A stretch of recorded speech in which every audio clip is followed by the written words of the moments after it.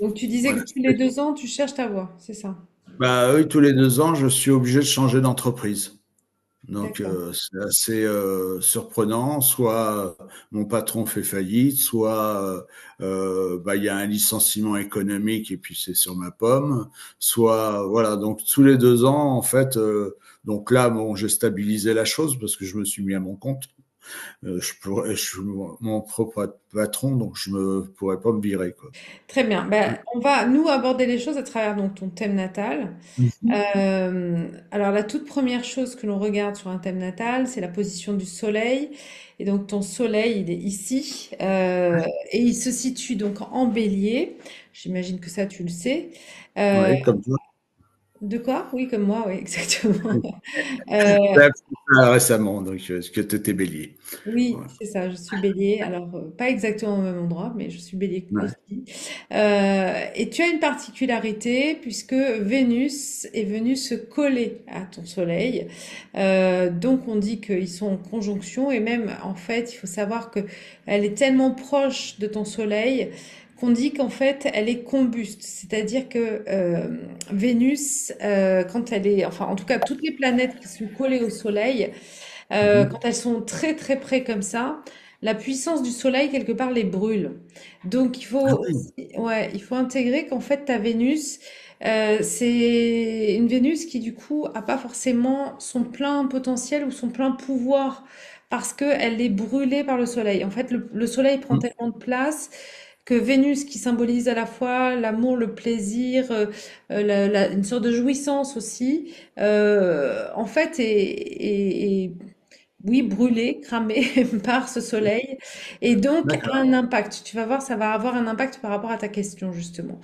Et puisque tu me demandais pourquoi au niveau professionnel, bah, quelle était ta voie, la voie, en fait, ça se situe dans la maison 10. Ta maison 10, elle commence en balance. La balance, elle a comme fonction d'être là pour les autres, de mettre en œuvre tout ce qu'elle peut pour servir l'autre, en fait.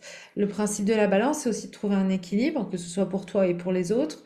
Il y a une volonté de justice également.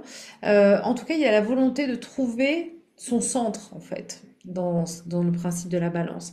Et chez toi, la troisième chose que l'on regarde, c'est que tu as ta lune quasiment collée au milieu du ciel. Le milieu du ciel, c'est vraiment le point le plus haut du soleil dans la journée. C'est l'endroit où on dit qu'on a notre étoile au-dessus de la tête.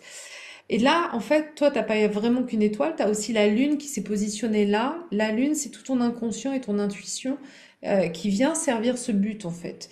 La seule chose, c'est que ta lune, elle vient te faire travailler sur plein, plein d'aspects, notamment encore en lien avec cette vie antérieure, mais Mhm. également avec des projections qui sont potentiellement liées à ta mère.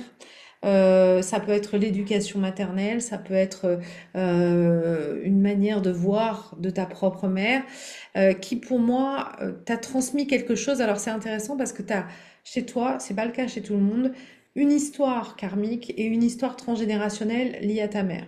Ta mère a peut-être imposé un schéma, quelque chose chez toi, ou une manière de voir les choses qui, pour le coup, bah pour toi n'est pas vraiment juste en fait. Tu as envie de te libérer de quelque chose, de ce schéma maternel ou de ces attentes qui ont pu être les siennes, parce qu'en fait, ça vient guérir en fait son histoire à elle. Elle a une histoire, ta mère, avec une autorité paternelle peut-être. En tout cas, l'autorité a été quelque chose qui l'a blessée. Et pour moi, il y a dans ton histoire quelque chose qui vient réparer ça. Une histoire de l'autorité, l'histoire de trouver justement, toi, dans ton histoire personnelle, une manière aussi de peut-être être plus à l'écoute ou être plus en bienveillance avec l'accueil de l'autre d'une manière générale, etc. Donc, pour le coup, je suis intéressée, enfin, ça m'a intéressé ce que tu disais, quand tu Mhm. avais dit que tu pouvais être militaire ou prêtre. Il y a plein Mhm. d'autres manières, à mon sens, de pouvoir être à l'écoute de l'autre. Tu peux être aussi Oui, dans dans, le droit aussi. dans tout type de choses qui te permettent, en tout cas, de mettre ça en œuvre. Mhm. D'accord. Est-ce que ça a une résonance que je t'ai dit par rapport à ça ou... tout à fait, parce que bah, en fait, je suis barreur de feu grâce à ma mère. Pour ma mère, en fait, elle a toujours subi l'autorité de ma grand-mère et l'autorité des hommes qui étaient avec ma grand-mère. Tout à fait. Pour l'instant, chapeau, je me reconnais